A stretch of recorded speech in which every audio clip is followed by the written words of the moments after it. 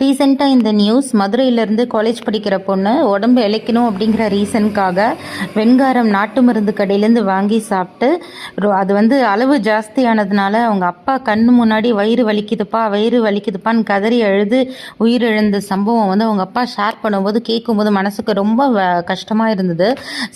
நம்ம வந்து யூடியூப்பில் 1000 விஷயங்கள் நம்ம பார்க்குறோம். எல்லாத்தையும் நம்மளால் கண்டிப்பாக வந்து கடைப்பிடிக்க கூடாது, அதுதான் உண்மை.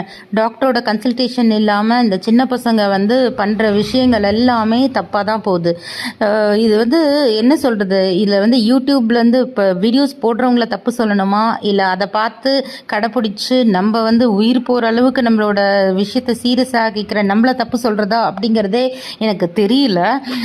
பட் அந்த வெங்காரம் அப்படிங்கிறது என்னன்றதே எனக்கு தெரியாது. நான் போய் ரிசர்ச் பண்ணும்போது தான் எனக்கு தெரியுது அது ஒரு போரெக்ஸ் பவுடர் அப்படின்னு.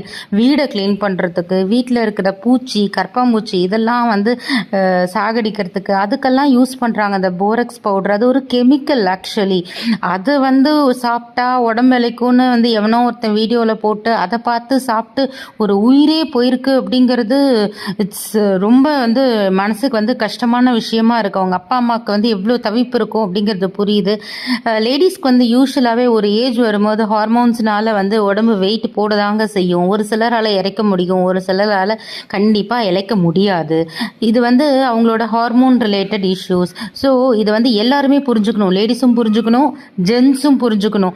தேவையில்லாமல் அவங்க மேலே வந்து தேவையில்லாத விஷயங்களை நம்ம கொடுக்குறோம் லேடிஸ்க்கு. நீ குண்டா இருக்கன்னு இதுவே அவங்களுக்கு பாதி ஸ்ட்ரெஸ்ஸாக இந்த மாதிரி விஷயங்கள் எல்லாம் ஈடுபடுறாங்க உடம்பு இளைக்கணும் அப்படின்னு. ஸோ இது யூடியூப் பார்த்து வீடியோஸை கண்டிப்பாக ஃபாலோ பண்ணாதீங்க. டாக்டர் கன்சல்டேஷன் இல்லாமல், அதுதான் என்றைக்குமே நல்லது.